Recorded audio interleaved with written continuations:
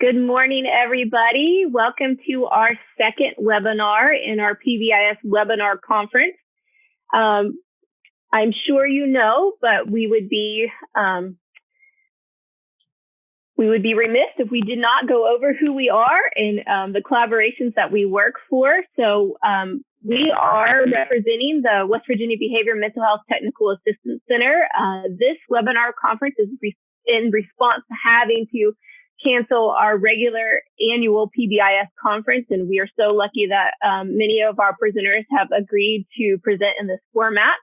But the Behavior Mental Health Technical Assistance Center is a collaboration between the West Virginia Autism Training Center at Marshall University and the West Virginia Department of Education's Office of Special Education. And we are so grateful to have you as participants today. Just a little housekeeping. We will be recording this webinar today, and we will be posting it on our YouTube channel at under WVBMHTAC, and we will be also posting it on our Facebook page at WVPBIS. So you will have access and the ability to share this webinar after we are finished with our live session today. Also, we're going to ask that you stay on mute for that recording purposes, so we can have a clear recording when we add it to our social medias. But if you do have questions, you can add them in the chat. We might not have time to get them today, but we will also be providing you with a sign-in. We've been had it requested from the counties that we have a sign-in for those who attend. I will be putting that link in towards the end of this webinar. You can go sign up, and at the bottom of that sign-in, there's a place for questions or follow-up questions that we can get to Michael Powell and be able to respond to any questions that you might have. Today, our presenter is a friend of the TA Center. Michael Powell is a nationally certified school psychologist for Morgan County Schools. He's been a school psychologist for over 10 years. In addition to working in the schools, Michael works with Birth to Three and has his own private practice. His other experiences include being a foster parent and working in a level 3 residential treatment facility for adolescent youth. And we're so excited. Michael Powell was a coworker of ours, and we're excited to have him come back and share his knowledge with us. And we hope you enjoy our webinar today. Michael, it's all yours. Thank you, Alicia. Welcome, everyone. I have a little bit of housekeeping myself before we get started here. If I can get my slide to go. There we go. All right. So the first thing I need to say is some of my slides, I know it's been shared on the WVPBIS website. Some of the slides, though, I ask you not to reproduce or not to use on your own. And I will point these slides out, but these slides come from Bruce Perry's neurosequential model. I have permission to use those because I completed his neurosequential model for education. However, I'm not supposed to let other people use them or kind of put them out there for general use. The other few things I need to talk about before we jump into my presentation is, one, I'm going to be condensing some very complex topics. So it's not that it's I'm missing things, but I'm trying to generalize concepts and generalize ideas in order for us to kind of get the gist for how it relates to PBIS and how it relates to learning, and also the new normal that we will be experiencing and that we're experiencing currently. Some of the information I'll be presenting may seem like common sense, but just because something is common sense doesn't mean that it's easy to apply or to practice. For instance, it may be easy for me or it may be common sense that, eating that extra piece of cake or eating a bunch of ice cream isn't good for me. Doesn't mean that it's easy for me to apply that self-regulation or that self-control not to do that. And it also applies to education. Some of these things we know at our heart, and we know through common sense that these would be good for our students and good for learning, good for ourselves as educators and people working in the school system. However, it doesn't mean that we actually apply these to our practices. And the final thing I want to kind of address before I jump into my presentation is some of the stuff I'll be presenting may also challenge the way you think about behavior and learning. And anytime we are addressed with a challenge, it activates our stress response, which makes it more difficult to truly perceive that information that's being presented to us. So I want to start with this slide here that is kind of addressing how do we support a perspective shift? How do we support change for ourselves or within a system? The first part of it is kind of what I just mentioned, that we recognize and we're aware that change is hard, and it's especially hard when we're dysregulated. I would say most of us are a little bit more dysregulated than we typically are because of the current situation. And so that's going to make change even more difficult for us. And it's something we need to consider when we're coming back to school and we're looking at ways to help our kids learn, to help our staff get back on track with what's going on, and help our staff learn how best to educate our students. The next thing that helps us with change is when we kind of plan for it. We know where we're wanting to go. We have a goal and we plan out, we action plan towards that goal. And to me, that just screams PBIS because of the way it helps us action plan step by step of implementing PBIS. And the goal of implementing PBIS is try to improve our system through which we're working. The last point I have there is the teams and framework. Again, this helps with any kind of change that we're trying to initiate. Whoop, I'm moving ahead on myself. As far as teams, it helps when we have some kind of supportive team through social relationships to help us get through any kind of change. And I'm going to be talking about some of those, what I call modulators of stress. It also helps to have a framework that supports that change. And again, that echoes kind of what PBIS provides for us. It's a team foundation where we do database problem solving as a team and we work through different issues according to the data that we collect. And also provides that framework through the TFI of how do we systematically approach different problems and different situations within our school, and how do we systematically get everybody or as many people as possible on board with addressing those concerns. The last point I want to kind of point out on this slide here is the graphic you see there on the right. This is a triangle that's representing different kinds of change within an organization. And it's showing how easy that change is or how hard it is. And then it's also showing the durability of the change. And it's showing there at the top of the triangle, the easiest but most short-lived change is workplace change. So that would be more aesthetics. So how it looks, how it feels within your workplace. Next are strategies, processes, tools that we have within an organization.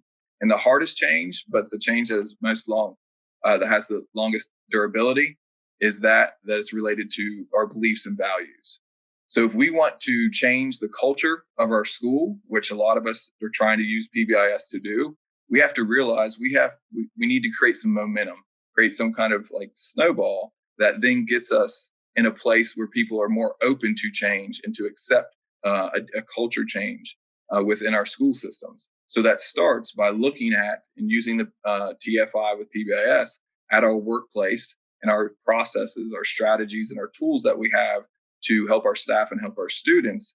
And then as we change those, it reduces stress and it improves the way that we feel at our work. Then we are more open to accept about changes in our values or our deeply held beliefs. And two of the big ideas that I want to share today that hopefully that you all can take back with you and start to incorporate in the way that you do PBIS and the way that maybe you're going to tackle the new normal. I know we're probably all sick of hearing that, is the state to learn and the power to teach. Now, when I reference the state to learn, I'm talking about how our learning is enhanced when we're able to shift between regulated states of calm and alert. And I want to get into that more deeply here in a second. And the other big idea that I want to cover today is the power to teach. And this is referring to our ability to influence someone is significantly increased when we have a positive relationship with that person. Yes, we can bring about change through authority, power, and intimidation, but that change is often short-lived, and it often results in other kinds of behaviors popping up, and it also results in some grudges being held because of that. So it's not truly influencing that person. It's changing in that moment, but it's not creating durable change. Before I jump deeper into the state to learn, I want to use one of the first graphics that I asked for to not be replicated. And this comes from Dr. Bruce Perry. And what you see here is an upside down triangle, and it's not the PBIS triangle. This is his graphic or representation of the brain. The lower parts of the brain are where the brain stem and the regulatory mechanisms for your brain are at, and then it moves upward and outward, eventually getting to the cortex, which is represented by the top part of the brain right here, where it says reason and reflect. And as you see there, in order to get to that reason and reflect and that smart part of the brain that 99.9% of education is trying to target, we have to go through these lower parts first. And we have to be regulated. We have to feel like we have positive relationships we're related to. And then that information, then we can focus on the learning and what is being taught to us. So this is what Dr. Perry calls the sequence of engagement and also the sequence of processing. So the first part I want to dive deeper into is the state to learn, or what on that slide before, what was referred to as regulate, and why this is important for enhancing our learning, and how we can use PBIS to help it. So you see here a little bit more familiar graphic of the brain than the upside down triangle. As you see down here in the brainstem area, this would be the bottom of the triangle that you just saw. And when we're talking about the sequential nature of processing, what it means is that as information is presented to us, it doesn't go directly to your cortex, or what we're going to call the smarter part of your brain, the learning brain. It first enters into these lower parts of the brain that are focused on survival and regulation of your body and biological mechanisms such as breathing, heart rate, your immune system. So information first comes into these lower parts, and it's filtered and dealt with at these lower parts as far as what's relevant to your survival and your basic regulation. And then it moves upward and outward to the middle parts, which are more related to your social, emotional kind of feeling as far as functions. And then eventually gets to the cortex, or this wrinkly part of your brain here. And this is the part, again, as I said, we're trying to get to with education and all of our strategies and interventions. However, we ignore that we have to be in a regulated state in order for that information to get up to the cortex in an unadulterated manner. If we are in a negative state, we feel too stressed or too overwhelmed. We don't feel safe and secure within the environment. We don't feel supported by the adults that are around us or the other people that are around us. This information that eventually gets to the cortex is going to be tinged with negative feelings and negative processes. It's going to be focused on the negative part of whatever is being presented to us, and it's going to miss out on maybe some of the key concepts that we're trying to teach. Now I want to superimpose on top of this, again, Dr. Perry's upside down triangle. And as you see here, it's in different colors, but he's also labeled the different areas of his triangle. The bottom part is the brainstem and cerebellum, then the diencephalon, which is involved with motor regulation, arousal, appetite, that sort of thing. And then it comes up to the limbic area, which are more of our emotions, our attachment, our relationships, and then eventually gets to the cortex. You see here on the right are the different kinds of functions that are associated with the areas of the triangle. And so the first thing we really need to understand with this state to learn is, if we are going to be in that state to learn, that calm, that shifting between calm and alert, we have to make sure that we're in a regulated state, that we are addressing the sleep, the hunger, the appetite, the attachment, or the relationships we have with those around us. And then we will open up this cortex to receive the information in the most unbiased way possible. It still may be biased in some manner, because it's our kind of innate mechanisms that we perceive the world in different ways because of our own personal experiences and our energy state and our stress state. But if we are going to truly understand and truly get the information, especially academic content or social emotional content even, we have to make sure we're in this regulated state. Two other concepts I want to hit on with this graphic before I move on is state dependency and use dependency. State dependency refers to the fact that depending on the stress state, combined with how much energy we have, will dictate what kind of resources and skills we have available to use. So if we are experiencing a stress that we find that is moderate and manageable to us, and we have enough energy to deal with that, then the resources, the skills that we have available are going to be more numerous than if we're in a stress state and we have little energy and we're in an environment where we don't feel safe and supported. And so then that plays into the next one, which is the use dependency.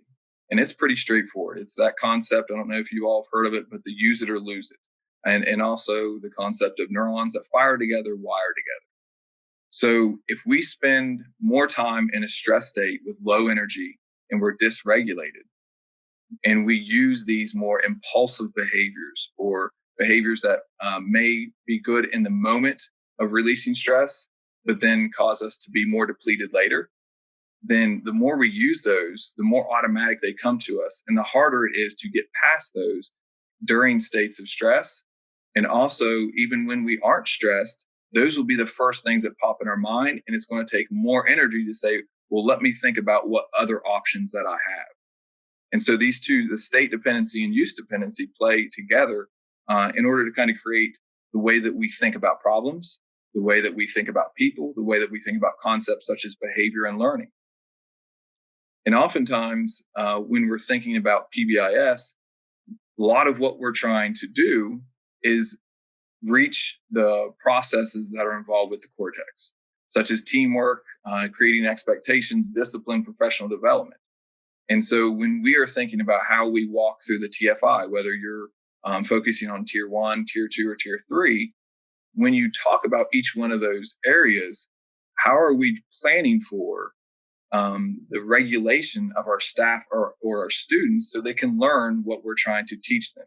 So if we're trying to get buy-in and we're presenting presenting PBIS to our staff, are we presenting it at a time of day when they are most likely to be regulated? Are we addressing one of the most key factors? And I know those of you who went through these trainings have heard the trainers focus on the snack master and how important that snack master is because of how it helps with everybody's feelings and their stress level and the energy they have to deal with the concepts and the problems that they're trying to solve. When we're thinking about expectations, are our expectations at a level that is developmentally appropriate for our kids? And when our kids do not meet those expectations, do we feel like it's a lack of skill or they can't do it in that moment? Or are we looking at it more as a willful and they won't do it because they just don't want to? Those two different routes of thinking are going to influence the way that we try to problem solve or the way that we think of interventions. And it's also going to influence the way that we feel about that individual. The other big part of understanding the state to learn is understanding stress in general. Oftentimes we talk about stress almost in a sequential manner, where it's the fight, flight, and freeze. Like you almost go through these steps and then eventually you're pushed into freeze and you dissociate. But our stress response is much more nuanced than that. You're actually having many kinds of different responses depending on the context, depending on how much energy you have, the supports that you have around you in one moment. So you might be having some of the energy for fight if that stress is moderate or you feel like you can deal with it, it's not too much. That energy coming from your fight or flight response can actually be used to think through a problem more effectively, to have the energy to persevere. However, if you are continued to be pushed past your point of your stress regulation, then that fight or flight is going to then again get back to that state dependency. It's going to push you further down in your brain and you're going to be more impulsive. You're going to be more likely to use behaviors that you're not really thinking through, that may relieve some of your stress, but aren't actually addressing the problem.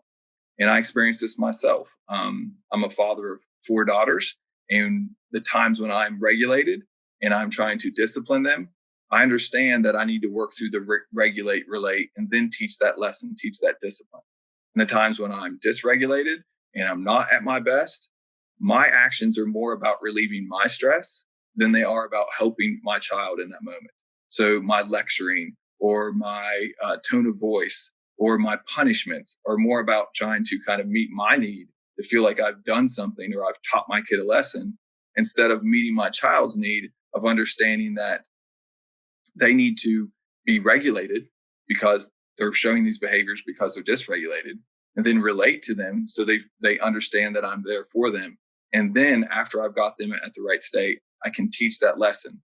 And when I'm able to do that, when I'm able to have my good dad moments, those lessons are taught less often than when I have my bad dad moments and I have to repeat myself over and over again. And even though that might frustrate me, those should be signs to me that I'm not handling something in the correct manner. So if I'm teaching a lesson over and over and over and over again, I'm not doing the regulate, relate, and reason well enough to meet my child's needs. So as I was mentioning, we've all heard of fight and flight, and most of you have heard of freeze. And these are kind of the typical way people explain the stress response and what it goes through. And not that this isn't true, this is true. We all have these kind of different reactions as we experience stress. It's more nuanced, and they move between different states, and sometimes they're even blended. One of the states that often isn't talked about and has just kind of recently been highlighted is the flock response. And the flock response is our response to trying to get people to come and support us. This is our attempts to get social support, which is critical to helping reduce stress. And when we think about flock, some of the key ways to think about it is, one, our innate survival mechanism is to facilitate attachment. We're not born with big teeth. We're not born with the ability to walk. We're not born with claws or the ability to climb or cling. We're born to try to look cute, to get that caregiver to take care of us, no matter how annoying or how frustrating we may be, or how much energy they have to put into us. That is our number one survival mechanism. And so often these early stress behaviors or early stress responses, early signs of stress, such as the crying, the whining, the different kinds of noises and reactions that a baby gives, are those first kind of attempts at flocking, of trying to get the caregiver to come and take care of you. But these flock behaviors persist throughout our life. And unfortunately, as we get older and we expect more out of our children or our students, we sometimes, at least me personally, see these flock behaviors as some of the most annoying behaviors. So this is when my kids come and I'm in the middle of 20 different things, whining to me about how bored they are, or about how they want me to come play, or about how they don't have this or that, or they don't have anything to do. And again, when I'm in my good dad moments, I see it for what it is, that it's a flock behavior, that this is the very first instance of my child getting pushed into a stress response. And I can help them in that moment and regulate them quicker and easier, or I can push them away and send them further down the stress response and make the stressor more intense for them. And so sometimes when I am able to recognize it, I go and help them 3 to 5 minutes. I play with them, or I help them solve a problem, help them figure out what they need to do, and they're over it. They're okay. And usually the evening or the afternoon goes much more smoothly. However, when I have my moments and I tell them, and I start to lecture about how many things they have, how lucky they are, or how they need to just go play with one of their sisters, or how they just got this baby doll or that baby doll, and once you go play with it, that usually pushes them further down the stress response. And if I've told them to go play with their sisters, they'll oblige, they'll go upstairs, and they basically usually start a fight. And then it takes me 35 to 40 minutes to try to break up a fight and deal with all this dysregulation of more than one child and bring them down from a more escalated state than if I would have just saw it for what it was, recognized it, and tried to calm them in that moment. And so the big point I want to make with these flock behaviors is, especially when we're thinking about our discipline system, our expectations, and our responses to behaviors, how do we see these behaviors for what they are? So if we are only focused on functions of behavior, which it's something that we need to understand and to address, but I think we also have to take it deeper. So if we're saying the function of a behavior is to gain attention, and all we try to do is just give that attention and not truly understand why that is there and what kind of stressor is causing that, then sometimes we miss the underlying root causes of what's going on. So as you all work through your TFI, as you build your responses to unmet expectations, as you build how you're going to teach behaviors when those unmet expectations arise. Think about these flock behaviors. Think about how we can catch these behaviors earlier and see them for what they are instead of push them away until they've escalated to the point where we can't ignore them any longer. This graphic is adapted from Dr. Bruce Perry. Across the top, you'll see different states, internal states, and I have put in parentheses where the learning brain would occur, and that's in that calm and alert stage. And then further down here, you see the survival brain starts to be kicked in when they get into alarm, fear, and terror. And down the side here, you see what behaviors you may see. And this is definitely not an exhaustive list. In the different kinds of state, you see the thinking skills that are most readily available to them in the different kinds of states. You see what they're going to respond most positively to in these different kinds of states. You see what escalates them and what they may find reinforcing.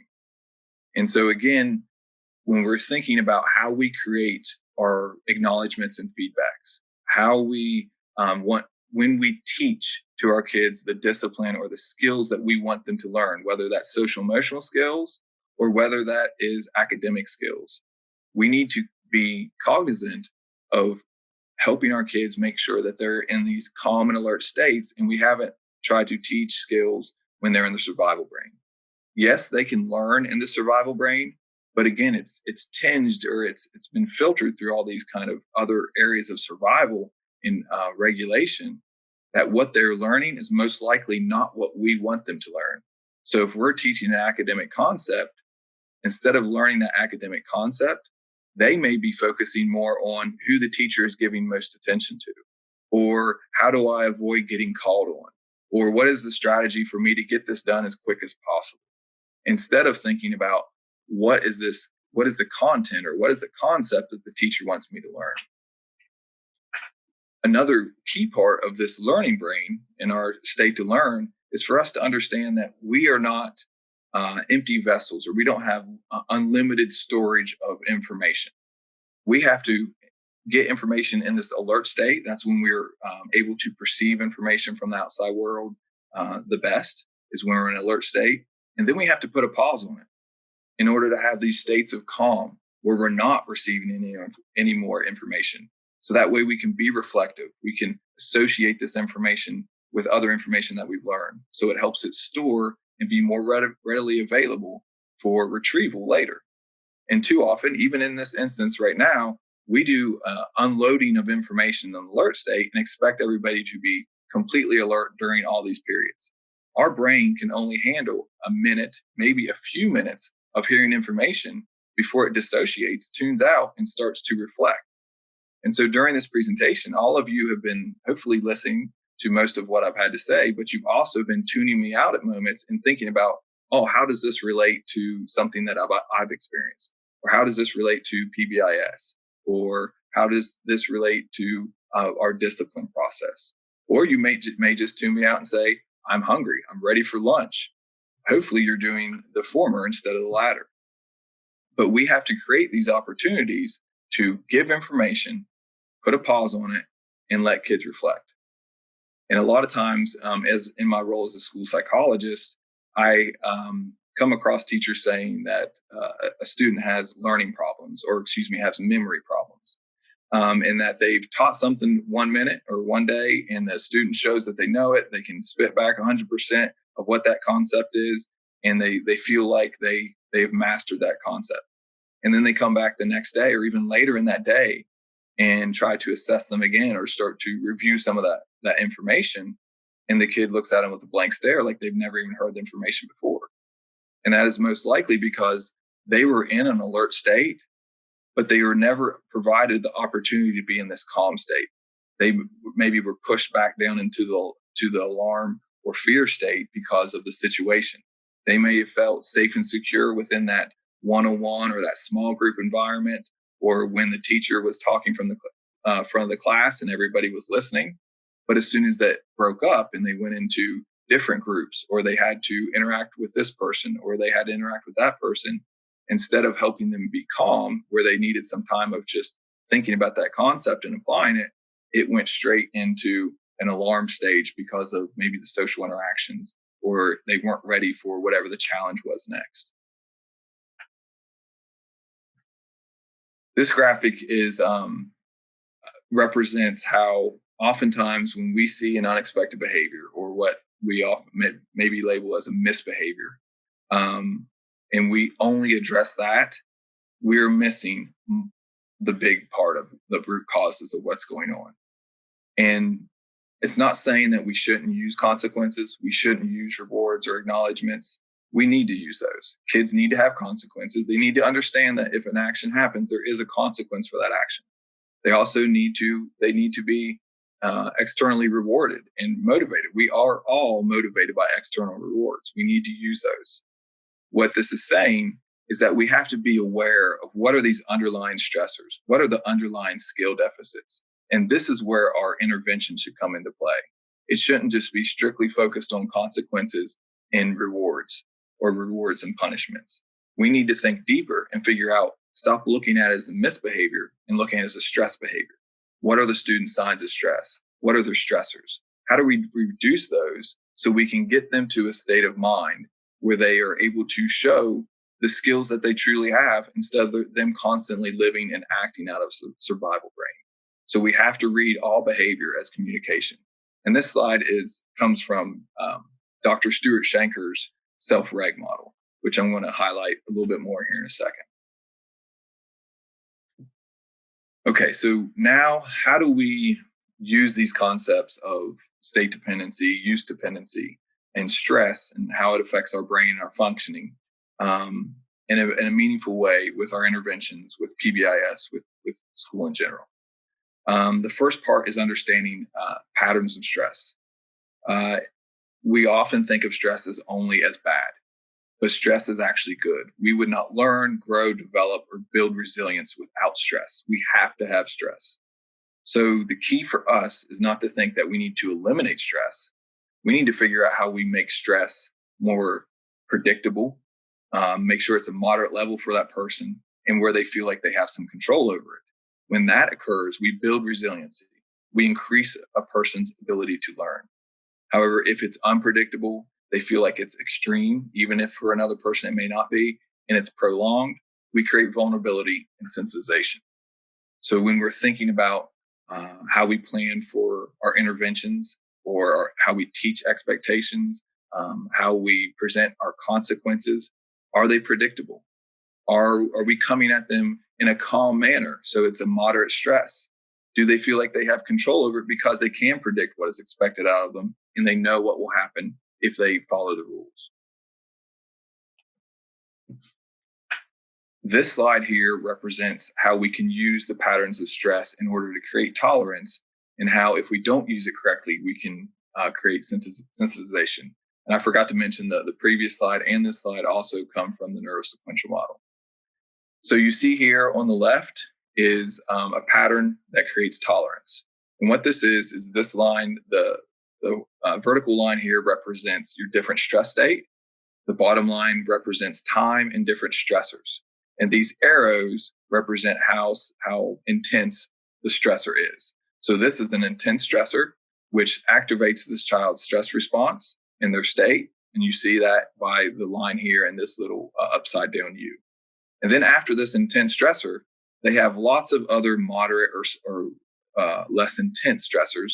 So there's some space in between a significant stressor and another stressor.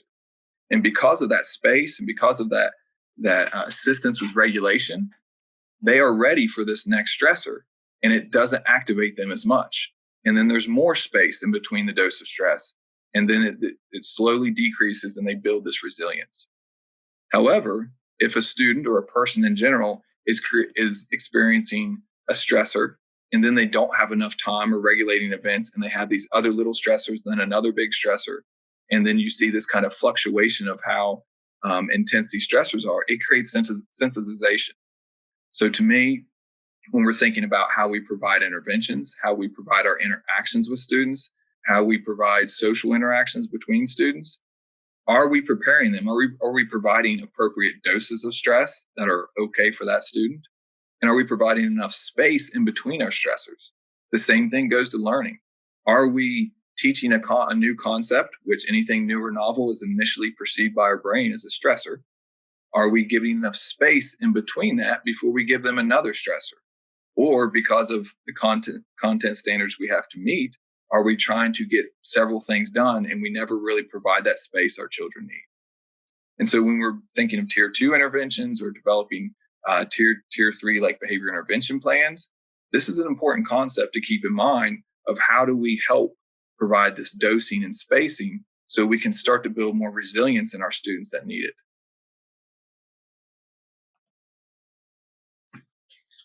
These are the 5 modulators of stress, and I've hinted at several of them. This comes from Dr. Robert Sapolsky's work.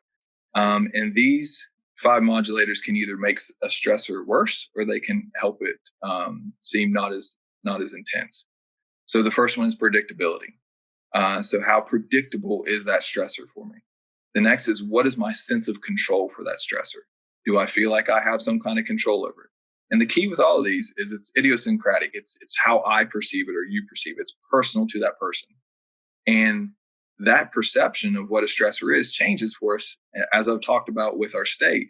So if I'm already stressed out and I have little energy, I need a lot more predictability. I need a lot more sense of control. I need a lot more social support, which is the next one, social support. What are your social supports to help you during times of stress? How do we build those within our system? And to me, PBIS is one of the best ways to help build social supports throughout your schools. And not just for your students, but also for your staff. And we have to be cognizant of that. The same kind of concepts I'm talking about today not only apply to students, but also apply to us adults. The next there is outlets. So what kind of outlets are we providing our students? Are we giving them plenty of art, exercise, music, and rhythmic kinds of opportunities to help them regulate? Or are we asking them to sit down, stay in their seat, pay attention, face forward? Are we allowing them to have a little bit of movement at their desk? Are we allowing them to use maybe some sensory strategies, if they use them in an appropriate manner, to help them regulate their body so they are more open to learning? And the last one there is a perception improvement. When we perceive that we are improving, it helps us reduce the stress. So how are we presenting our goals and how we're meeting the goals to our staff and to our students? For kids that have behavior intervention plans or kids that are on tier 2, how do we make it concrete for them? How do we make their progress visual? And if they aren't making progress, how do we rewind as the adults and say, maybe our expectation was too high? Maybe we need to bring this down so the student can get a taste of success and we can start to build some momentum for the student. So these 5 modulators of stress, when I work with the schools that are here in Morgan County, this is something I try to have us think about, try to highlight, is how do we create that predictability and sense of control? And the TFI helps us do that. One, just using the TFI in general helps create predictability because it lays out what's expected and what's a 2, what's a 1, and what's a 0. And you have a sense of control because you then action plan for how you're going to address each one of these areas. So the kind of final part before I get in one more slide on the state to learn is, how do we find the right dose? And then not only for our difficult students, but for all our students and our staff. So finding the right dose is kind of taking this information I've been talking about. How do we create that safe and supportive environment? How do we make sure that the stressors our students are experiencing are at a moderate level? And are we keeping in mind that depending on what's going on in general will depend on how we perceive stress? So since we're all in this new normal, our moderate level has changed. At least for me, it has. So things that maybe weren't as stressful for me before are more stressful for me now. How are we creating predictability with our expectations for our students, the way we teach them, how visual we're making them, when do we reteach them? And the predictability for our staff, as far as the consequences for students that don't meet those expectations, the discipline policy we write out. Is it explicit for our staff and our students? How are we creating a sense of control? How do staff feel like they can communicate to the PBIS team so they know that they have a voice heard? And they feel safe and secure to communicate their concerns or their ideas enough so that they know that it's going to be heard and accepted and not judged. And last, how do we make sure that the stressors that our kids are experiencing are transient? So we want to make sure that it's not just one thing right after another, So they feel like they're just constantly living in this toxic stress. This is one way to start implementing this information about the state to learn. And this is, again, Dr. Stuart Shanker's self-reg model. And his process starts with reframing. And that's kind of what I've been doing here today, is trying to reframe our way of thinking about behavior and how we best learn. He suggests, instead of calling it misbehavior, we think of it as stress behavior. And as we reframe our view of behavior and our view of understanding why we do certain things, then we can start to recognize, what are our signs of stress? What are our stressors? We can recognize also what helps us calm, what helps us regulate ourselves. From there, we then look at, how do we reduce our stressors and how do we get ourselves to a better place as far as our state? Now, that doesn't say eliminate. We're not trying to eliminate all stressors. We need stress to help us grow and build resiliency. As we reduce our stressors, we can then reflect, because we're in that thinking part of our brain more often. We can reflect on, well, really, is it that stressor? Or can I identify earlier signs of stress? And for myself personally, when I started to learn about flock, I ignored some of the early signs that my children were showing me with their flock behaviors, until I was able to reduce enough stress and get into a state where I could truly reflect on it. I was catching their behavior way too late, and it was too hard to regulate them, which then caused frustration for me, because I'll talk about here in a second, all these interactions are reciprocal. So the more challenging and frustrating interaction is, the more likely I am to escalate into kind of go more in my survival brain. As we reflect, then we build a plan. We build rituals and daily activities, and we respond by building those into our routines and how we function day in, day out. And so when we think about a kid, we need to make sure we're always thinking about these behaviors as stress behaviors and not misbehaviors. And that will open us up to dig deeper and try to look for some of these root causes and the stressors and the skill deficits, instead of figuring out how do we use consequences and punishments to manipulate someone into doing what we want. The last part I want to talk about is the power to teach. And I have, which corresponds with relate in Dr. Perry's regulate, relate, and reflect, or reason. This graphic here, I think, is an excellent illustration of what I talk about as far as the power to teach.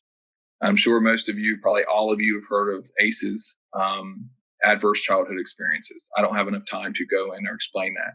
But basically, what this graph is showing that is, the more adverse childhood experiences you had as a child, the more comorbid or negative health outcomes you're likely to have. So it's in relation. It's not cause and effect. You see superimposed on this ACE graphic is relational poverty and relational wealth. And this is another slide from Dr. Bruce Perry.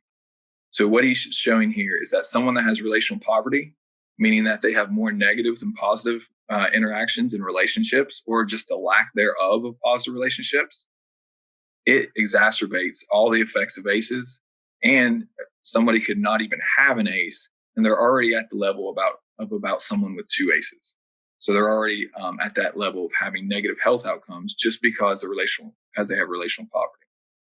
On the flip side of that, you see the buffering effect that relational wealth can have, with even these people that have significant ACEs, of how well this buffers.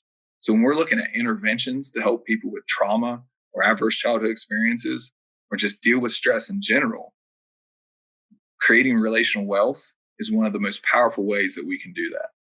And to me, that should be one of the main purposes of why we would do PBIS. So when we're making our decisions, are we making decisions based upon trying to create relational wealth for our students and staff and our families? Or are we doing it because we're checking boxes? So this should be one of these driving factors. And also when we're planning for the new normal and coming back to school, how are we planning to try to increase this relational wealth? So that way we are opening up our kids' minds in order for them to be able to learn the best they possibly can with the new stressors they're experiencing. Now, with that being said, it's much easier to talk about this stuff than to actually do it. Because for someone that is already experiencing relational poverty, you get some pushback when you're trying to create a positive relationship with them. So I want to talk a little bit about why we get that pushback and some ideas of how we might be able to intervene or effectively create these relational wealth with these students. This graphic here is showing basically the plasticity of our brain. Plasticity meaning how our brain can change. And you see there with the blue or blue-green kind of color, that's the brain's ability to change. And down along the bottom here, you have different ages. So as you see, and probably most of us know, that early in life, our brain is most able to change. And here on the orange line, you see how much effort it takes to change that brain. And so again, you see it takes little effort to change the brain early on, and then it significantly increases. A few other key important concepts about this is one, that yes, this could be used for the positive, that our brain can change through its environment easiest when we're in a positive environment, but it also doesn't take much of a negative environment to affect the brain. And also that sequence of engagement I talked about earlier of how information and engagement comes into the brainstem first and then works its way up to the cortex. Our brain also develops in that same kind of manner. So those brainstem areas are the first to kind of to consolidate or to build connections that aren't going to be as changed as easily later in life, which is a good thing because we don't want our ability for our brain to control our heartbeat and our breathing to constantly change depending on our experiences throughout our life. So early on, when these regulatory and survival parts of our brain are being built, these early experiences have a significant impact on them.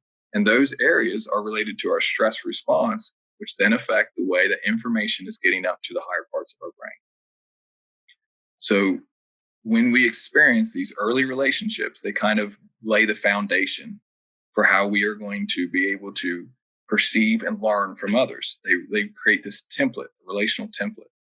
So if our early experiences are positive and our caregiver comes to our flocking behaviors and helps us regulate and is calm and consistent with us, then we're going to look to adults to want to learn from them. We're going to look to the world to want to explore and see what's out there.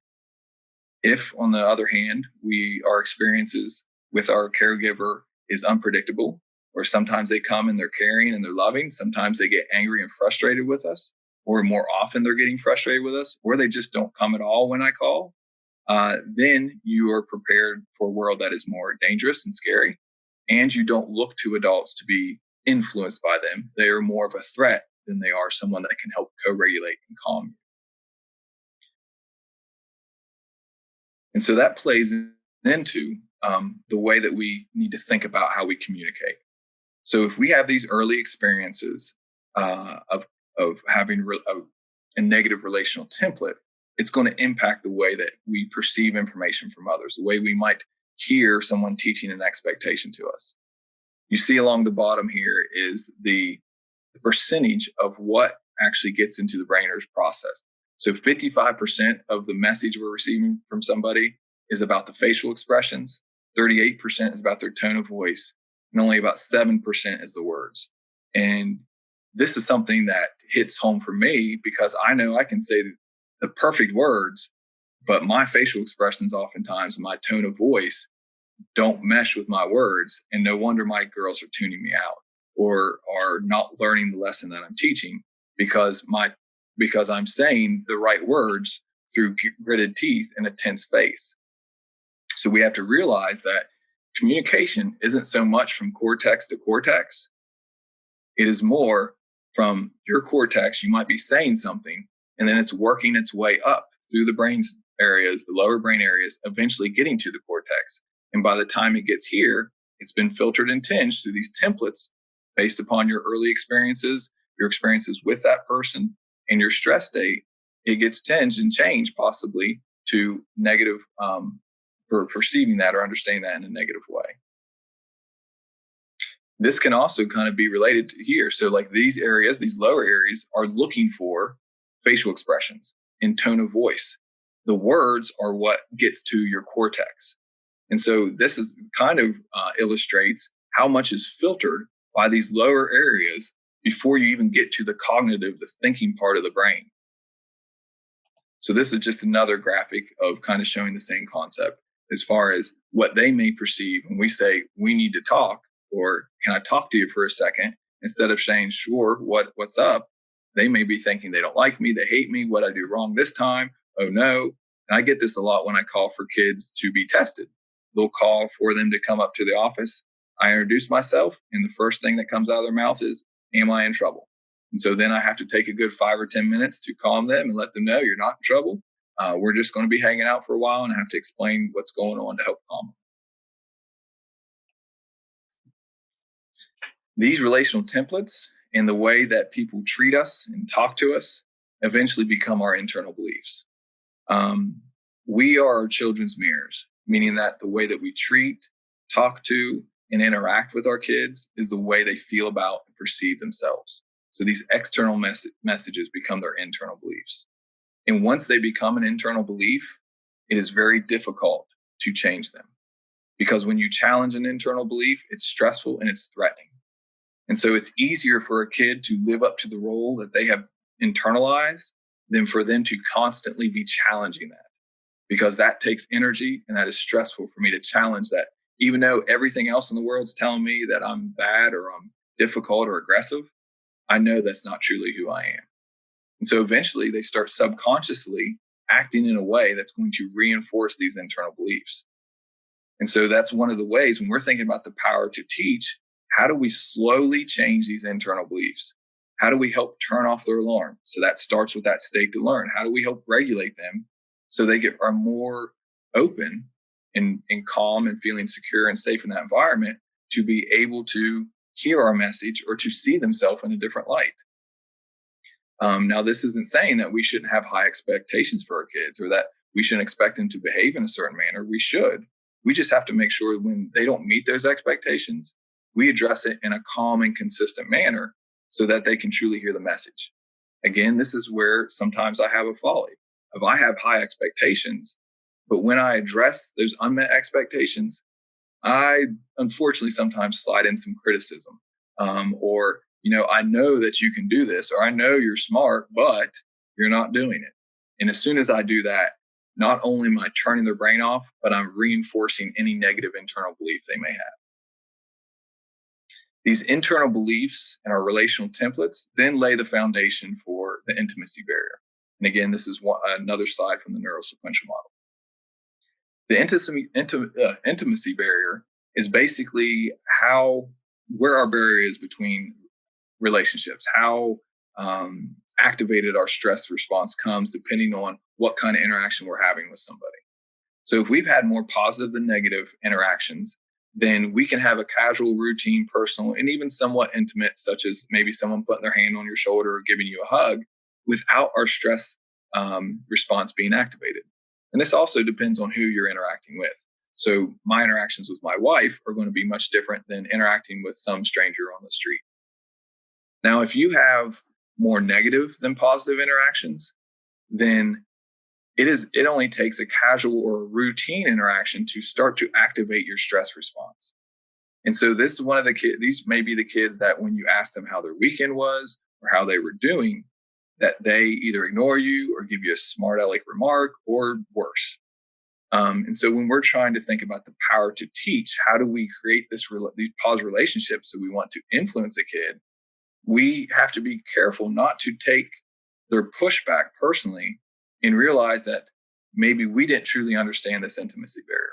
Maybe we pushed too fast, too hard. Maybe we need to slow down and do something that isn't so social or isn't so intimate so that they would have more time to feel comfortable, secure, and safe within our relationship so they can then interact with us on a more in-depth or intimate level, such as talking about your likes and dislikes or your family or whatnot.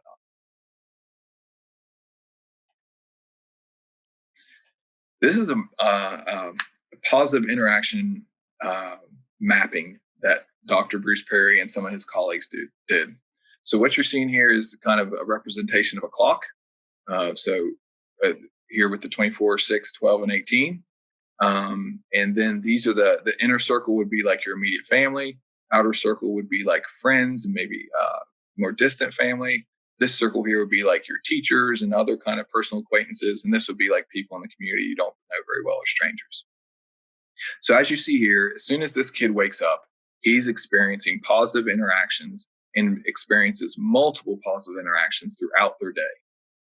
And I want to kind of highlight, this may be something that you think about when you're collecting data, especially for kids maybe that need tier 3 supports or even tier 2 supports, is how many positive interactions are these students experiencing throughout their day. So this is just kind of a typical kid. He's not in foster care, doing okay, good enough parenting. These are how many positive interactions that the student has throughout the day. This is the mapping of a student in foster care. So you see here, compared to the other one, how significantly less his relational wealth is. This kid is living in relational poverty. So yes, they have a few positive interactions with their foster parents when they're home, but when they go to the school, yes, there's a few here with a couple teachers, but look here with your friends and your extended family, almost none. So again, looking at our rewards and acknowledgments, looking at our tier 2 interventions, the way that we teach expectations, the way that we talk and engage with kids, our professional development that we're wanting our teachers to learn. How are we going to help create this relational wealth? How do we look at these kind of instances and start to figure out how do we fill in more lines for this student? Just a couple more slides and I'll be done. So kind of bringing this together, how do we create belonging for our students? When students feel rejected, there's increases in aggression, self-destruction. They feel there's more helplessness. They feel like they have less self-control. They have dulled sensations, positive and negative. When people feel like they belong, they want to help with it, whatever team or family or community that they feel like they belong to. They want to do what's right. They want to follow the rules and the norms of those groups. So when we're thinking about how we create belonging, how do we do 4-to-1 positive interactions? And it needs to be at least 4, because negative interactions weigh so much more heavily in our brain than positive ones. So we have to at least have a 4-to-1 ratio. And this is especially true for those students that may feel rejected, and they may be exhibiting this rejection through their behaviors. How do we give that perception of caring? And that's not meaning that we don't really care, but how do we make sure that our students truly care or know that we care? So for instance, for me, I make sure that I care for my kids by having high expectations, by making sure they eat right and they get exercise. However, they may think that in order for me to show that I care about them is that I buy them stuff, or I let them stay up later, or I give them a little bit more dessert, whatever the case may be. So where do we find this kind of middle ground where they truly understand that we care about them? How do we highlight similarities? We mimic and imitate and try to follow those that we feel similar to. So how do we highlight similarities for our kids between students and staff and students? And how do we respect and celebrate differences? And the last thing I want to hit on here is making sure that we're aware of favoritism. We all have it. No matter if we want to acknowledge it or not, we all experience it.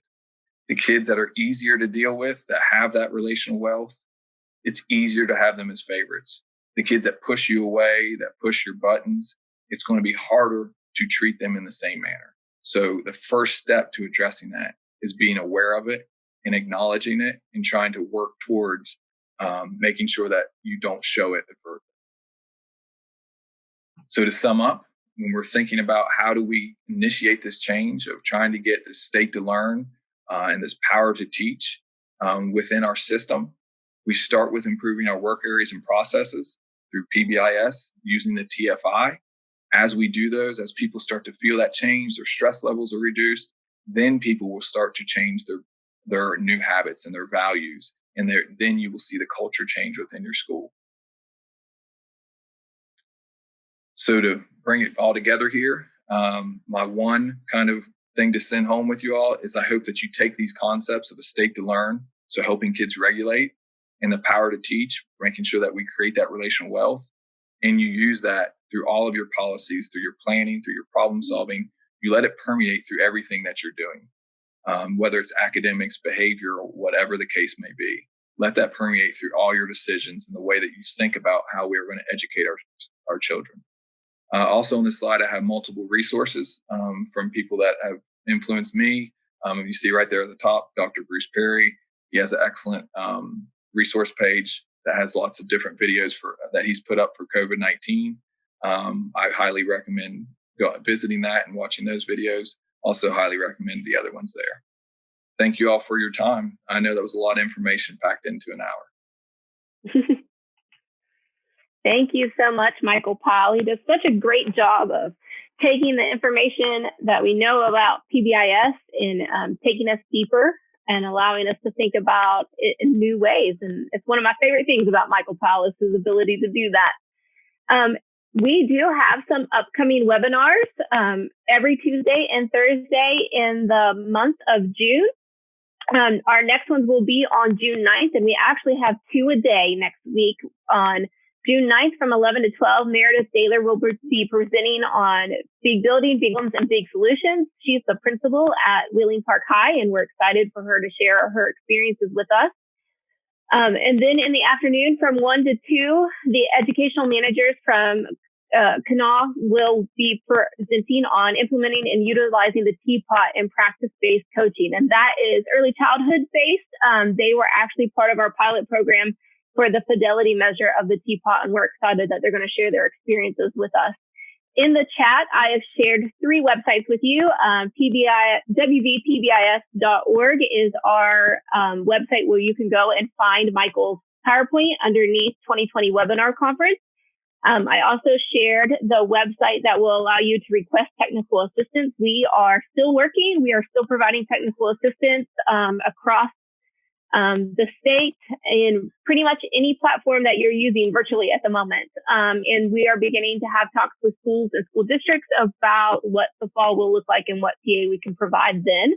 And then the third thing I shared was the link to the sign-in. So it will take you to a survey where you will put in information like your name, your county, your email, what school you work at. What that will allow us to do is to make a report where we can send it to your counties if they request proof of attendance. And so, Michael, we appreciate your time with us and your knowledge that you shared with us. On that survey, there's also a question where if you have follow-up questions for Michael, you can put that in there and we can make sure that we can get your email and your information to him and he can follow up with you if you have any additional questions. So we appreciate your time. We're going to give you a few minutes to click on those links. And then we can go from there. And we hope everybody has a great weekend, and we hope to see you next week at our next webinar. So everybody have a great day. Thank you.